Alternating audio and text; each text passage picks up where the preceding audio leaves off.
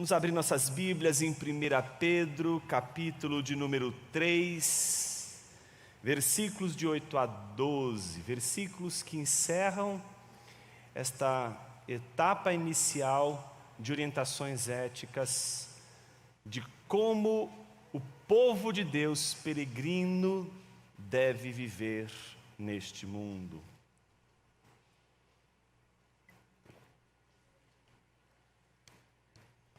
Primeira Pedro, capítulo 3, versículos 8 a 12. Diz assim a palavra de Deus: finalmente, tende todos vós o mesmo modo de pensar, mostrar compaixão e amor fraternal, sede misericordiosos e humildes, não retribuindo mal com mal, nem ofensa com ofensa. Pelo contrário, bendizei, porque para isso fostes chamados, a fim de receber bênção como herança. Pois quem quer amar a vida e ver dias felizes, refreia a língua e os lábios de falar coisas enganosas. Afaste-se do mal e faça o bem, busque a paz e nela insista. Porque os olhos do Senhor estão sobre os justos e os seus ouvidos atentos à sua súplica, mas o rosto do Senhor está contra os que praticam o mal. Oremos mais uma vez. Senhor Deus e Pai, obrigado por esta manhã, obrigado porque podemos cultuar, louvar o Teu santo e glorioso nome, e que nesta hora possamos ouvir Tua palavra, ouvir o que o Senhor nos ensina através das Escrituras, e por isso contamos com a iluminação do Teu Espírito, para não somente enxergar aquilo que não enxergaríamos, senão pela luz do Teu Espírito, para que nessa luz possamos ver Jesus e seguir Jesus como a Tua Escritura nos diz para segui-lo. Nos ajude neste discipulado até o fim, Senhor.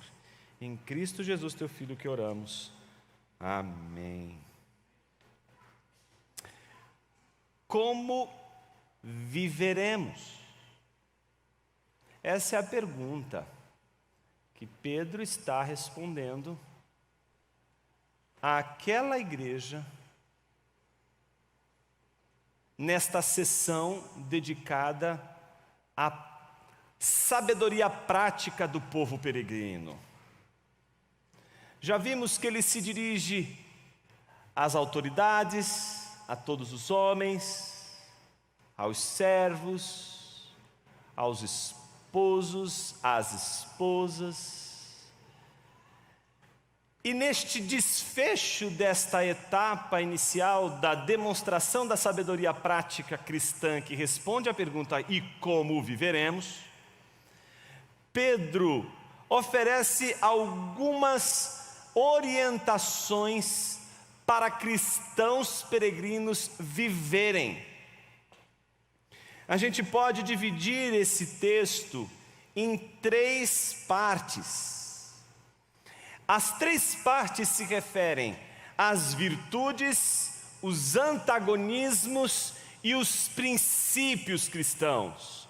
As virtudes você vai encontrar no versículo 8, os antagonismos no versículo 9 e os princípios nos versículos 10 a 12. Comecemos com as virtudes. 5 virtudes Pedro oferece aos cristãos em peregrinação. A primeira virtude se apresenta nas linhas iniciais, quando ele diz: tende em vós o mesmo modo de pensar, o mesmo modo de raciocinar. E aqui não é o raciocínio lógico, aqui não é o raciocínio em termos de critérios lógicos, mas aqui é a sabedoria prática, a sabedoria para a vida, aquele pensamento que vai determinar o nosso jeito de viver. Há um único pensamento que a igreja deveria se submeter, para que, a despeito dos diversos contextos e situações, cada cristão, cada peregrino pudesse tomar suas decisões e reagir com base nesse mesmo pensamento. Os contextos não são os mesmos, os casos não são os mesmos, as situações não são as mesmas, mas o princípio é único para todos os cristãos. Existe um único modo de pensar, e esse modo de pensar não é do pastor. E aí, com isso, eu consigo pelo menos relaxar alguns irmãos aqui, que passaram a vida torturados pela visão do pastor. É a visão do pastor da igreja, é a visão da liderança da igreja que deve ser o critério máximo. Não, a visão do pastor, a visão da igreja diz respeito a várias situações que envolvem a administração e o governo da igreja. Mas o jeito de pensar, quem pauta a sua mente não é o pastor da sua igreja, não é a liderança da sua igreja, mas quem pauta a sua mente é Cristo. O único modo de pensar é o modo de pensar de Jesus Cristo. Como Cristo age, devemos agir. E as ações de Jesus revelam o jeito de pensar de Jesus. E é esse jeito de pensar que se transparece nas ações de Jesus que deve governar a mente da igreja, a mente dos cristãos em todas as circunstâncias. Por isso, um cristão não deveria cogitar, como diz o livro, em seus passos o que faria Jesus.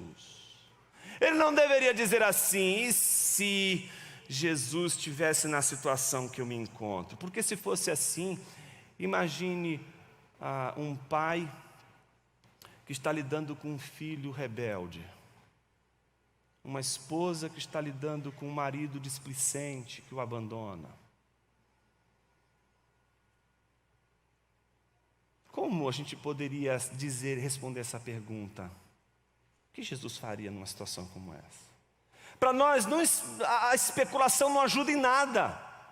Ficar pensando, como Jesus reagiria ao insulto que eu acabei de sofrer desse desgraçado? Não, a Bíblia não diz que você tem que especular. A Bíblia diz que a gente tem que olhar para Jesus. As Escrituras nos ensinam a buscar nas próprias Escrituras o que a gente precisa para viver. Então eu não tenho que me pautar no o que Jesus faria, eu tenho que me pautar no que Jesus fez. E é isso que determina o seu e o meu pensamento. Não o que Jesus faria, mas o que Jesus fez. O que Ele fez nos dá princípios, o que Ele fez nos dá um jeito de pensar, o que Ele fez nos demonstra uma maneira de agir, o que Ele fez nos mostra sabedoria prática, o que Ele fez nos serve de critério, o que Ele fez nos serve para orientar. Não importam quais sejam as circunstâncias, é o que Ele fez e não o que Ele faria. Quando Pedro chama a atenção de que tende todos vós o mesmo modo de pensar, Pedro está se referindo a uma maneira de exortação que estava sempre presente entre os apóstolos, que está presente, por exemplo, em Paulo, quando em Filipenses capítulo 2, versículo 5 diz: tende em vós a mesma frônesis, a mesma atitude, o mesmo jeito de pensar e agir de Cristo Jesus. Agir como Ele agiu significa não especular o que Ele faria, mas do que Ele fez, recolher todos os insumos que precisamos para deliberar na vida. Jesus é o nosso modelo. Então a virtude primeira de um cristão é olhar para o que Jesus fez. E a minha pergunta é: o que Jesus fez? Se você conhece tudo sobre tudo e tão pouco sobre Jesus, é natural que você não saiba viver como Cristo quer que você viva. É natural que, se você não sabe nada sobre Jesus, se o seu conhecimento sobre Cristo seja tão pobre, é natural que você não saiba como viver como um cristão. É normal, não é de se espantar que você não saiba viver se você é um completo ignorante da obra e da pessoa de Jesus. É natural que você esteja perdido no meio das situações mais adversas da sua vida se você não sabe quem é Jesus e sua obra, se você não se debruça sobre a obra de Jesus, se você não se debruça para entender mais a pessoa de Jesus, para conhecer mais sobre Cristo, para saber mais sobre sua obra. É natural que você se sinta perdido, desde a educação de filhos, a questões conjugais, a questões relacionadas à empresa que você trabalha ou gerencia, ou as determinadas áreas da vida que são tão importantes do seu cotidiano. É natural que você se sinta absolutamente perdido, por você ser tão ignorante sobre o seu Senhor. Então, a primeira virtude prática do cristão, ela está centrada numa sabedoria prática, num jeito de agir que contempla um jeito de pensar definido pelo modelo que é Cristo. A segunda virtude é a virtude da compaixão. Veja o que ele diz logo em seguida: mostrai compaixão. Compaixão é uma das virtudes que você não diz que Jesus faria. Você tem consciência de que Ele assim o fez. Se você sabe um pouco da vida de Jesus, se você conhece um pouco da pessoa de Jesus e sua obra, você sabe muito bem o que é compaixão, o que é compadecer-se, o que é vivenciar essa virtude da compaixão. A virtude da compaixão não pode ser entendida como um ato cristão de apiedar-se do sofrimento alheio, de simplesmente manifestar uma maneira de você consolar e aconselhar alguém no dia mau. Não é meramente você escolher as melhores palavras. Compaixão é a capacidade de você se colocar no lugar de alguém no sofrimento,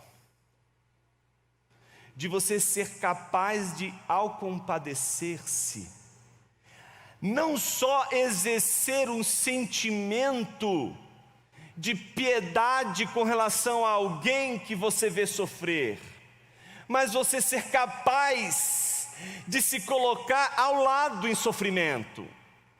Note que Pedro está se dirigindo aos peregrinos. Pedro então está se dirigindo a irmãos de uma igreja, a irmãos que vivem numa igreja. Pedro não está dizendo que a igreja que isto está se referindo a cristãos e não cristãos. Pedro está se referindo a virtudes que só podem ser vivenciadas entre cristãos nesses termos, porque ele está se referindo aos peregrinos nesses termos. É claro que você tem compaixão pelo não cristão, é claro que você pode exercer piedade com quem não professa a sua fé, mas como você poderia exercer piedade com aqueles que não são domésticos da fé, se você é incapaz de observar as dores dos domésticos da fé? É impossível você manter uma consistência na vivência da compaixão, deixando seus filhos passarem fome e ao mesmo tempo se alimentar e alimentar os demais à sua volta, como se eles não fossem responsabilidade sua. É como se Pedro estivesse dizendo que você tem uma responsabilidade primeira com os domésticos da fé.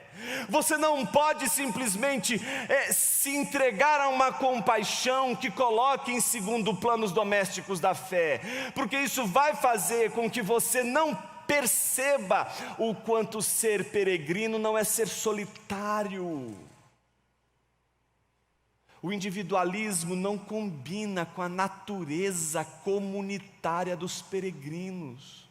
se os peregrinos entre si não se compadecem mutuamente. Compadecer-se não significa apenas dizer: olha, estou sentindo muito pelo que você está passando, mas como se oferecer, como fazer algo. Esse é o grande ponto da compaixão.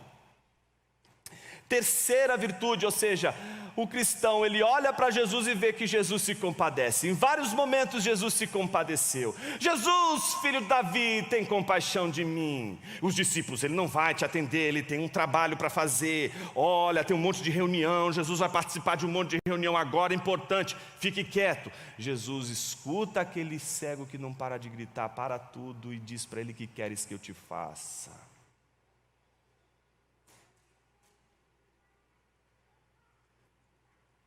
Então não só um cristão se compadece, porque vê em Jesus o exemplo da compaixão, mas o cristão exerce amor fraternal.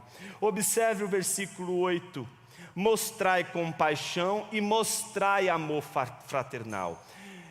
É necessário que a compaixão não seja feita às sombras, e nem a misericórdia expressa no amor fraternal. São coisas que precisam ser explícitas, são coisas que precisam acontecer na luz do dia, precisa ser demonstrado, precisa ser mostrado, não só compaixão, mas amor fraterno. Amor fraterno é aquele amor pelos seus, amor pelos domésticos da fé. A Bíblia nos mostra um Cristo preocupado com os seus. Mas a Bíblia diz que ele veio para os seus, mas os seus não receberam. A Bíblia nos mostra um Cristo que não somente se compadece, mas demonstra este amor fraternal nas suas obras, na sua fala, na sua pregação, na sua atitude. Quarta virtude: misericórdia. A palavra misericórdia é aquela que mais expressa o ser do que a ação propriamente dita. Aqui o que se chama a atenção não é tantos atos de misericórdia, mas o ser misericordioso. Quando a Bíblia nos fala da misericórdia, o maior exemplo da misericórdia é Deus. O Deus misericordioso é aquele que é capaz de doar-se àqueles que não merecem. Faz parte da vida cristã perder com aqueles que não merecem. Faz parte da vida cristã investir naqueles que não merecem, porque isto é misericórdia. Misericórdia é a capacidade que a gente tem de fazer o bem sem olhar os méritos. É a misericórdia que é manifesta entre os domésticos da fé, que expressa nos domésticos da fé o caráter do Filho em suas vidas. Misericórdia é a capacidade que os cristãos têm de olhar para aqueles que estão lhe agredindo e não responder com a mesma moeda, mas lhes fazer o bem. Misericórdia é fazer o que Deus fez com todos aqueles que lhe fizeram mal. Quinta e última virtude: humildade. Veja, Jesus é o exemplo da compaixão. Jesus é o exemplo do amor fraternal, Jesus é o exemplo do ser misericordioso, mas Jesus também é o exemplo do ser humilde. A humildade de Jesus não tem a ver com silêncio, mas tem a ver com sabedoria.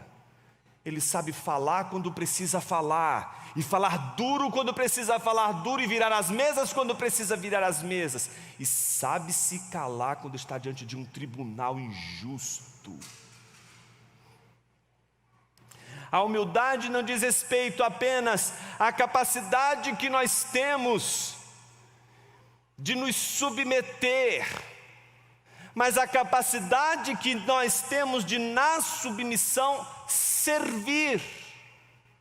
Jesus Cristo é o nosso exemplo de humildade, porque mesmo sendo Deus, não julgou por usurpação que o ser igual a Deus fosse o motivo pelo qual ele não devesse servir ao seu Senhor e servir à sua igreja. Sendo quem Ele é, Jesus serve a Deus e serve a noiva que é a igreja, com a sua vida e com seu sangue.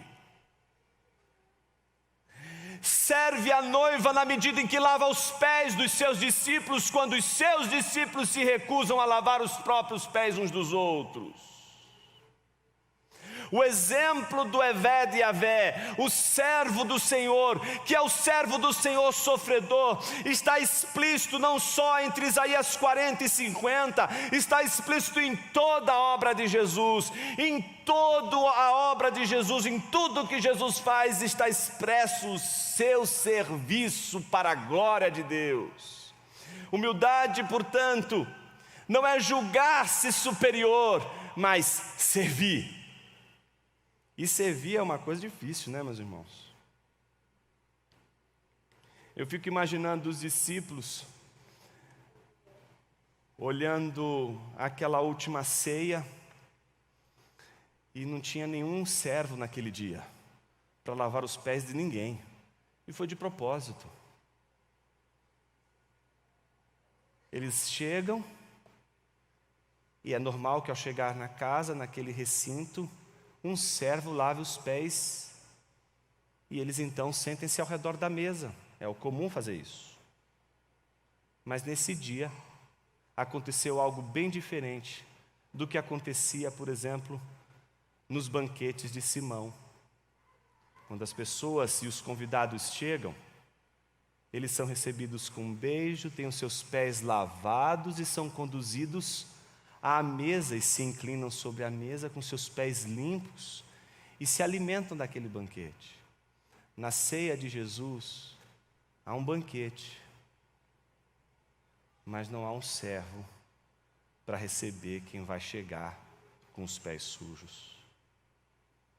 Os discípulos fazem vistas grossas, porque é isso que a nossa natureza ensina a fazer. Quando estamos diante de um serviço que compromete, que nos coloca debaixo de uma situação de humilhação, se a gente puder passar em branco, ninguém está vendo, não vou fazer nada. Foi o que os discípulos fizeram. Eles ficaram olhando para o teto, e aí cada um vai e senta à mesa, todos com os pés sujos. Nenhum se prontificou a lavar os pés, todos com medo do serviço, medo de que a humildade vai tirar a autoridade do Pai, medo que a humildade vai tirar a autoridade do pastor, medo que a humildade vai tirar a autoridade. Aí Jesus dá uma lição nos discípulos. Ele se levanta, tira a capa. Isso é importante no texto, é belíssima essa passagem. Porque a capa é a parte da indumentária que se usa no momento de uma solenidade. Então você põe a capa porque está num momento solene. Mas num banquete, só os servos, só os escravos ficam sem a capa. Porque a capa ela é tão pesada que ela atrapalha ali o movimento. Então o servo não pode estar com capa, ele tem que estar só munido da túnica para ele poder fazer os movimentos mais ágeis. Vocês lembram aquela passagem de Marcos, quando Jesus está sendo preso lá no jardim, e aí um jovem rapaz, acorda no meio da madrugada, fica desesperado para ver o que está acontecendo, mas ele está munido só a Bíblia fala de um lençol, muito provavelmente ele estava só com a capa, mas estava sem a túnica. Quando os guardas tomam, ele está nu e foge correndo. A parte da indumentária que garante a legitimidade para servir é a túnica. Mas o que é curioso na capa? A capa ela tem um serviço. Por que aquele jovem chega lá todo munido com ela? Porque é o lençol da noite, é aquilo que abriga a noite. A capa não é só uma parte da indumentária que vai servir de honra Para você ter ideia, se você quer servir alguém, se você fosse um judeu do primeiro século e quisesse demonstrar para alguém que está visitando a sua casa e vai participar do banquete que ela é benquista ali, o que você deveria fazer? Por exemplo, imagine Simão recebendo Jesus em sua casa. Se ele quer impressionar Jesus e dizer: Jesus, estou feliz com a sua presença aqui, a sua presença me honra, o que ele faria? Ele tiraria a capa dele. Primeira coisa é essa, ele tiraria a capa, estenderia ao chão, Jesus pisaria em sua capa e ele o receberia com um beijo no rosto. Porque a capa, ao mesmo tempo que representa essa coisa que é proteção do frio, por exemplo, ela também é a parte da indumentária que garante formalidades, mas ela é a parte da indumentária que não só garante a formalidade, mas descreve o quanto uma pessoa respeita a outra quando ela tira essa capa para que a outra pise nela. A Bíblia diz que Jesus, depois que todos estavam sentados à mesa, se levanta e tira a capa.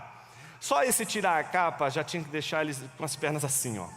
A casa caiu. Jesus tira a capa, deita água na bacia. Eu fico imaginando a cena.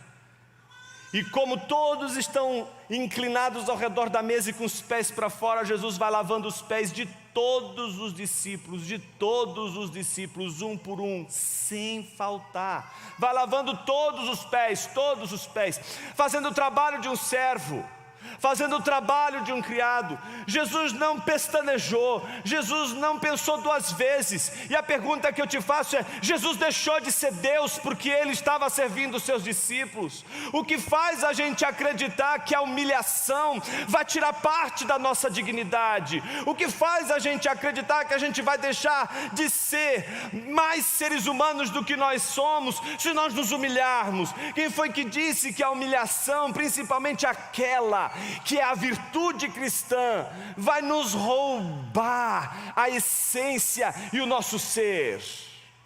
Jesus lava os pés dos discípulos, e ao lavar os pés dos discípulos, dá o exemplo de vida cristã, o exemplo de vida cristã que é baseado no serviço uns aos outros. O cristianismo, como uma visão comunitária, jamais poderá abraçar qualquer prerrogativa individualista, jamais.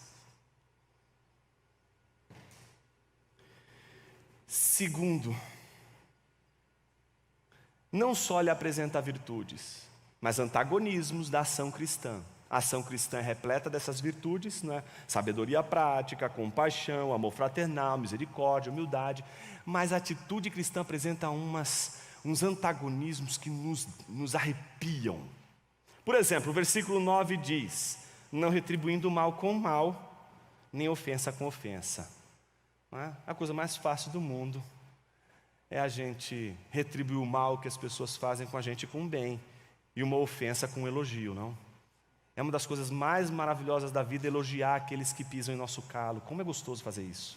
Uma delícia a gente falar bem das pessoas que a gente odeia.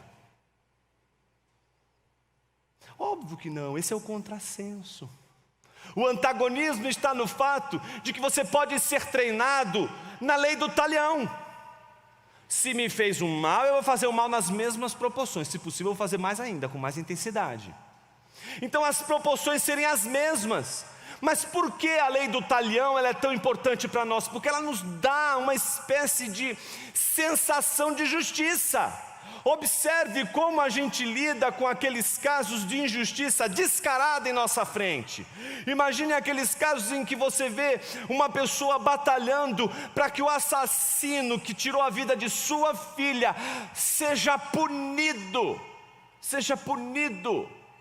Qual é a sensação? É a sensação de que se ele for punido, não vai trazer minha filha de volta, mas vai me trazer senso de justiça, vai aplacar minha fome de justiça. Então a gente acredita que o mal sendo pagado com mal e a ofensa com a ofensa, nessa balança teremos justiça, e esse senso de que a justiça foi feita está então aplacado em nosso coração. Observe nas brigas mais simples entre as crianças na sua casa e entre os cônjuges e entre amigos. Você faz uma ofensa, mas aí você dá uma outra, não é? Parece que quando você dá a segunda, fiquei aliviado, que não mande a terceira. Imagine discussão de WhatsApp, quando o fulano chega e manda uma, pá, aí veio torto aquilo ali. Aí você tem que, ou você respira, se você estiver bem no dia, você responde no dia seguinte, aí já era. Mas se você não tiver paciência e mandar uma na outra, já vai com mais intensidade. Depois que você manda, o que vem?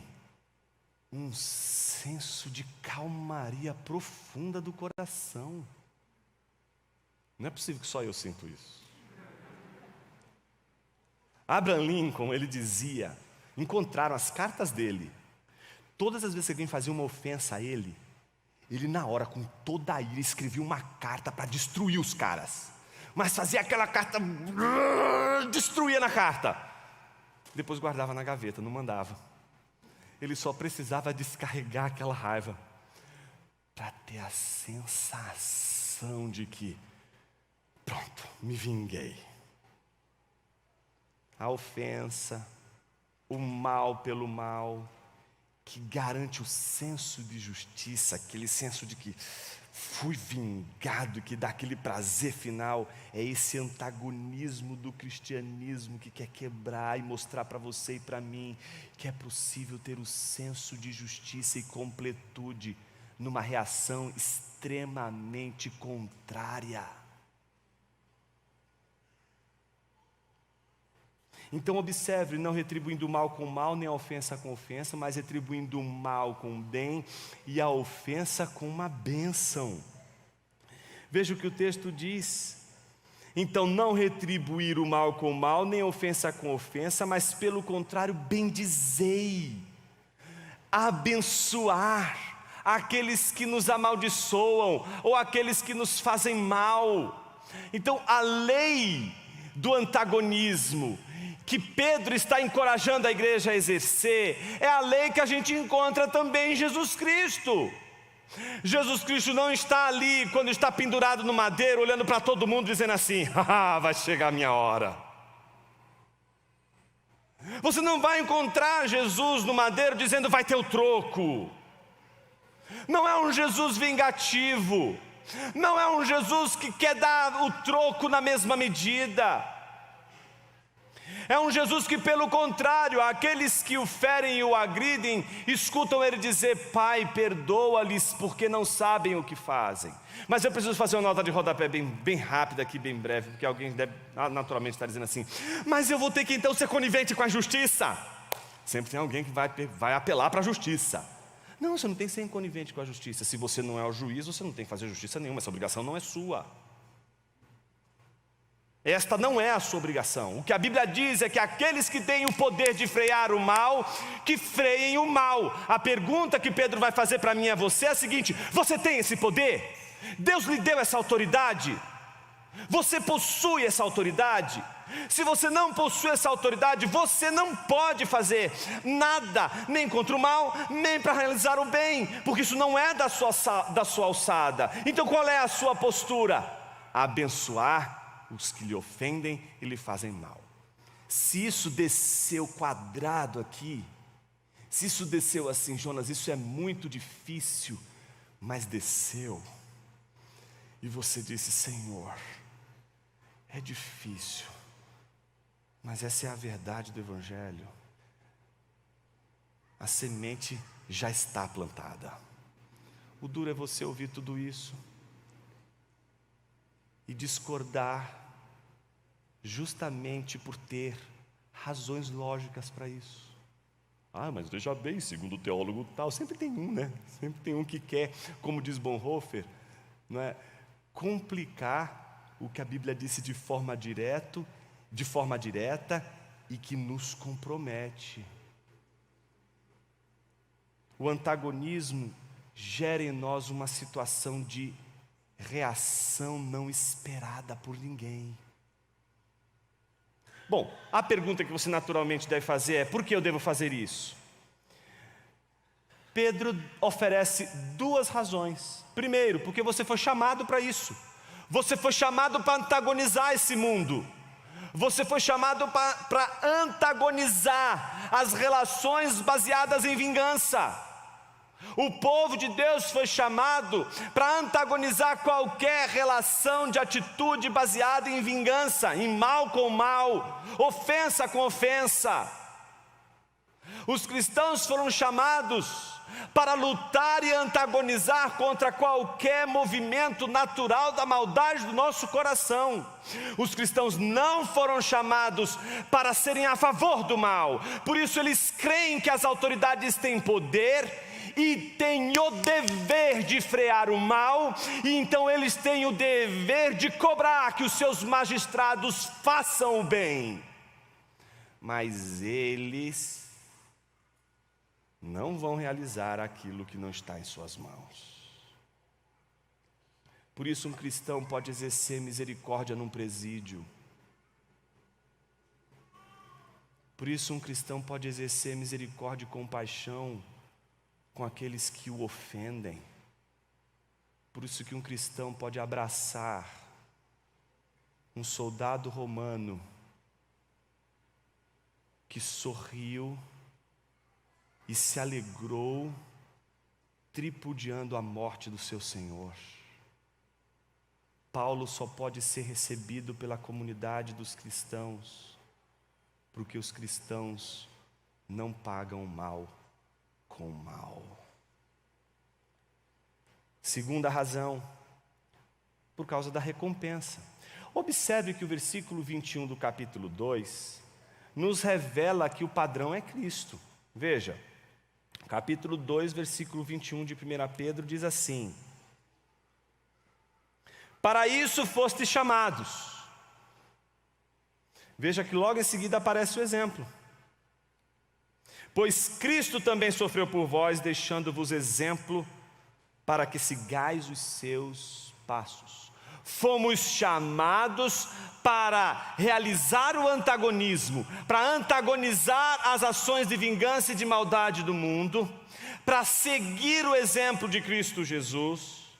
E não só seguir o exemplo de Jesus na antagonização, mas desfrutar da bênção que é a obediência a Deus. Observe o versículo de número 9, o finalzinho: a fim de receber bênção como herança. Pedro não está dizendo assim: olha, vocês precisam fazer o bem para vocês serem salvos, para vocês receberem a bênção eterna. Não, eu já disse no início para vocês, ele está se referindo a cristãos. Vocês já estão salvos, vocês já são herdeiros, vocês já são peregrinos, vocês estão em terra estranha, vocês estão peregrinando, vocês são povo de Deus. O que Pedro está dizendo é que as bênçãos são derramadas sobre aqueles que fazem o bem. Por quê?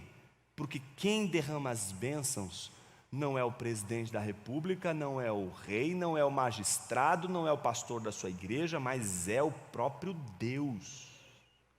Ele que dá aos justos aquilo que compete aos justos, e aos injustos aquilo que compete aos injustos. Ele é o juiz supremo e ninguém pode realizar a justiça mais perfeita do que a justiça realizada pelo próprio Deus. Por isso a condenação e a salvação é um ato justo de Deus, que dá exatamente na mesma proporção da justiça que nenhum de nós seríamos capazes de dar, seja o agressor, seja o agredido. Observe que agora, depois do versículo 9 que nós acabamos, do versículo 21 do capítulo 2 que nós lemos, que fala que fomos chamados para isso e dar o exemplo de Jesus, a recompensa que nós acabamos de ler no final do versículo 9, ela está em profunda relação com o versículo 12.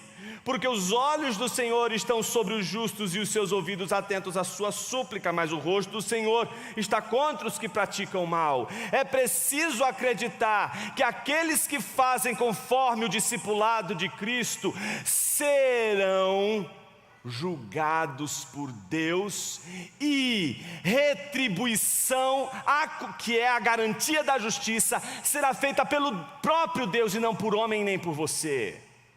A gente acredita que aqueles que antagonizam conforme a palavra de Deus orienta, serão abençoados segundo a proporção do agir de Deus, porque é Deus quem julga com a boa medida.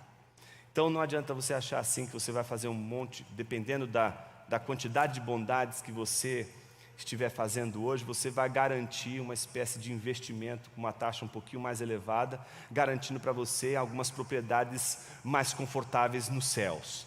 Tá certo? Então, essas bênçãos futuras, elas não são compatíveis com uma espécie de contribuição mensal. Senhor, hoje eu ajudei 3 irmãos na igreja. Hoje eu ouvi 3 irmãos. Olha, foram 3 irmãos chatos, viu, Senhor? Mas eu fiz o meu papel. Por fim, Pedro termina, depois de falar das virtudes e dos antagonismos, Pedro termina falando dos princípios. São 2. Primeiro princípio, eu deixei para o final porque o próprio texto assim o faz, e porque ao deixar para o fim, ele deixa nesta sessão talvez a razão e a fonte de todas as nossas discussões, brigas, contendas uns com os outros. Veja como ele diz, a partir do versículo 10: pois quem quer amar a vida e ver dias felizes? Quem não quer isso? Quem não quer amar a vida? Quem não quer ver dias felizes? Não é? Então, mas o que a gente precisa fazer para isso? Primeira coisa, refrear a língua. Não é? Refrear a língua do mal e os lábios de falar fake news, coisas enganosas, bobagem, espalhar coisas que não fazem o menor sentido do irmão, levantar falsos testemunhos, falar coisas que não procedem, não são verdadeiras. Você vai viver melhor e você vai amar a vida se você frear a sua língua. Se a gente for capaz de frear a língua, se a gente, sabe aquela tentação, porque não existe fofoca que seja ruim, toda fofoca é uma delícia, mas resistir é a característica fundamental desse princípio de felicidade, de gozar a vida. Frear a língua daquilo que faz o mal, daquilo que levanta o engano. Então, refrear a língua, parar de falar coisas enganosas, é necessário para amar a vida e viver de forma feliz. Segundo, versículo de número 11 e 12: afaste-se do mal e faça o bem, busque a paz e nela insista. Ou seja, afaste-se do que é mal, afaste de tudo aquilo que representa uma conduta que não é aquela de Cristo Jesus. Afastar-se aqui, às vezes, é a melhor maneira de a gente viver bem. Eu chamo a atenção para o fato de que é necessário afastar-se. Por quê? Se você sabe que todas as vezes que você faz aquele trajeto, você é tentado, saia daquele trajeto, se afaste. Afastar aqui não significa não confiar no Senhor, porque alguém poderia dizer assim: ah, mas Jonas, a Bíblia diz, caiam 1000 ao meu lado, 10.000 à minha direita, eu não seria atingido. Não é? E é verdade, mas o que a Bíblia está dizendo não é que você não deva confiar no Senhor, a Bíblia está dizendo que você não deva confiar em você. É você que não é uma pessoa confiável. É você que não pode confiar em sua fidelidade. É você que não pode confiar em as suas promessas de fidelidade. É você que precisa ser o suficientemente capaz de dizer: eu vou me afastar, porque se eu ficar, eu vou errar, eu vou falhar, isso não vai dar certo. A capacidade de se afastar do mal é a capacidade que alguém tem de saber que não é forte o suficiente para resistir ao mal. Afastar-se representa uma maneira de sobreviver, representa uma maneira de proteger de você mesmo, dos seus próprios vícios e manias. Princípios do cristão, então: fugir do mal e buscar a paz. Ou seja, cristãos não deveriam ter vocação para ser isqueirinho. Então, quando vê uma situação de tensão na igreja entre dois grupos ou entre duas pessoas, você não sabe o que a outra pessoa disse. Não foi só isso não. E aí, vai lá, a palha já está ali pronta para pegar fogo. Deixa eu jogar um pouquinho de chama aqui para incendiar. Isso que não combina, isso é um princípio que não combina com a atitude cristã. Os cristãos, eles não vão incendiar, eles vão trazer paz. Aliás, esse é um princípio diaconal até. A gente cresce, às vezes na igreja ouvindo, né, resistir aos diáconos e eles fugirão de vós. A gente ri porque a gente sabe, não é? Que a história dizia que diácono sempre cria encrenca na igreja, sempre faz fofoca. Graças a Deus esse não é o caso da nossa igreja. Mas por quê? Aí vem a grande lição. Porque a diaconia, tal como foi ensinada até hoje, é aquela diaconia que percebe que a missão dos diáconos não é outra senão trazer unidade na igreja. Estava um grupo dividido por causa da divisão de alimentos. E a igreja estava dividida não só por uma questão de mantimento, mas até de fala. Havia uma divisão, pessoas não estavam se dando bem, e os apóstolos então vão ter que resolver isso, porque a igreja não pode ficar com essa confusão, não pode ficar dividida, tem que trabalhar pela unidade da igreja, as coisas precisam ser resolvidas, os irmãos não podem viver de forma dividida.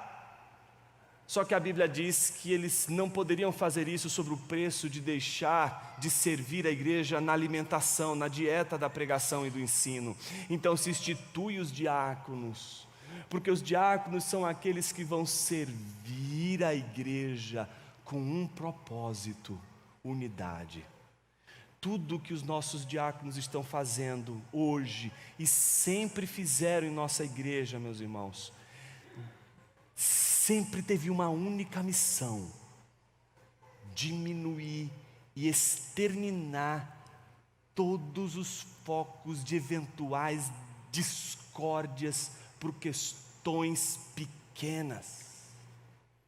Você nunca parou para imaginar que as guerras acontecem por coisas estúpidas, coisas pequenas?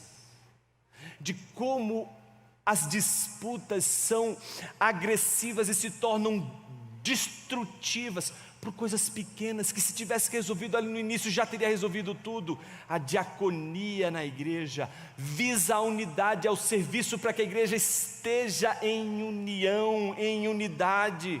Por quê? O corpo de Cristo promove isso. Um cristão, portanto, que vive a fé cristã, não busca o mal, pelo contrário, se afasta do mal e investe na pacificação, investe na busca da paz. E a pergunta é: por quê? Terminamos com a resposta. Porque os olhos do Senhor estão sobre os justos.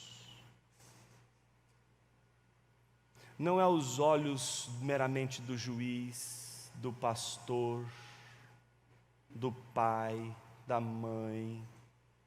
É os olhos do Senhor. Por que o cristão age dessa forma? Porque o cristão acredita numa coisa chamada justiça. E acreditando numa coisa chamada justiça, o cristão sabe que ninguém vai fazer tanto mal nessa vida e não receber a retribuição que lhe cabe pela injustiça feita.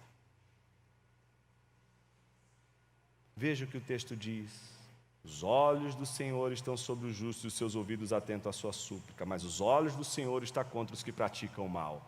Então imagina o seguinte: Deus está dizendo a mim e a você: você não pode pagar com o mal aquele que te fez mal. É você. Ele não está dizendo ele.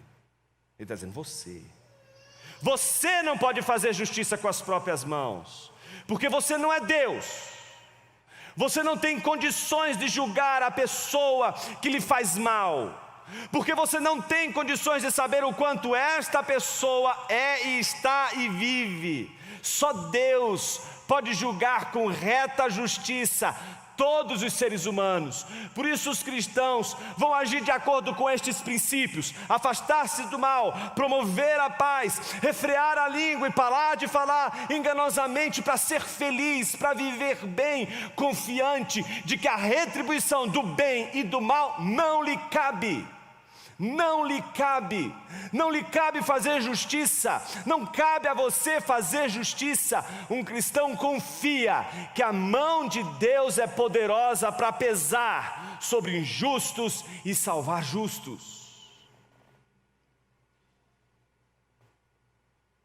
Por que Deus te salvou? Se você tiver uma resposta para essa pergunta, você pode julgar alguém e condenar alguém. Se você souber me dar uma resposta do porquê Deus salvou você, você então descobriu o critério para poder julgar quem deve ser salvo e quem deve ser condenado. Mas se você não sabe qual critério Deus usou para escolher você e não o outro, então talvez a única coisa que caiba a você e a mim é confiar que Deus fará justiça àqueles que nos fazem justiça. Você vai dizer: mas como eu vou suportar? Como o teu Senhor suportou as injúrias e até um falso juízo sobre ele. Em silêncio, ele padeceu, nos dando exemplo de que vale a pena confiar na justiça divina. Jonas, eu não aguento mais. Eu estou enfrentando perseguições. Eu estou sendo injustiçado, injustiçada. Eu tenho vontade de esganar. Você falou que o Abraham Lincoln escreveu uma carta, eu já escrevi um livro. Eu já não tenho mais nada de ruim para dizer para aqueles que me querem tão mal. Olha para Jesus. Olha para Jesus. A mesma coisa que foi dita ao servo, a mesma coisa que foi dita às esposas e aos esposos, é dita a você nesta manhã. Olha para Jesus. Jonas, eu estou sendo prejudicado. Eu preciso fazer alguma coisa. O que é da sua competência fazer, faça. Mas o que não é da sua alçada a fazer, não faça. Confia em Deus, confia no Senhor. Faça apenas aquilo que lhe é dever fazer. Mas aquilo que não lhe compete fazer, mas compete ao Senhor, confia nele. Jonas, eu sei que isso é o que eu devo fazer, mas eu não quero. Eu não quero, porque vai que ele se converte. Eu quero ver ele queimando no inferno.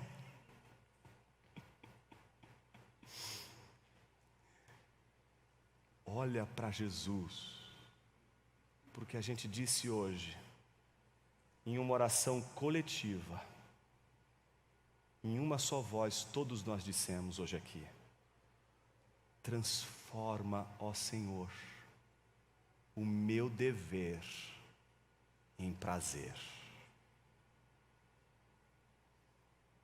Ah, Jonas, eu não quero.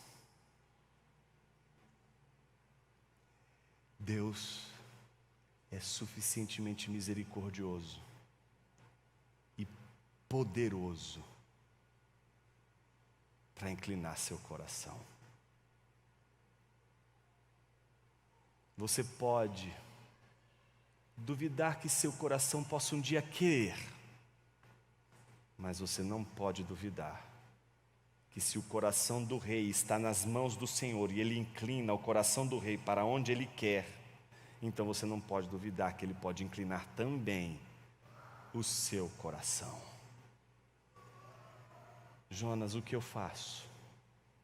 Talvez essa manhã seja uma manhã de você levantar as mãos para os céus e dizer: Senhor, eu não sei ser um bom cristão, eu não sei viver como deveria, tudo que foi dito hoje para mim me parece tão distante, me ajuda, me ajuda.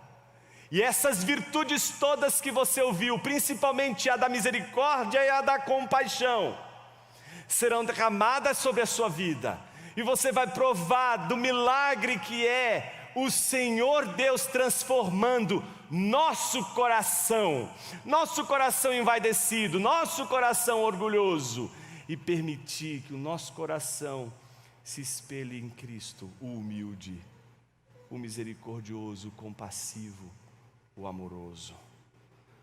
Ó Senhor, transforma meu dever em prazer. Oremos.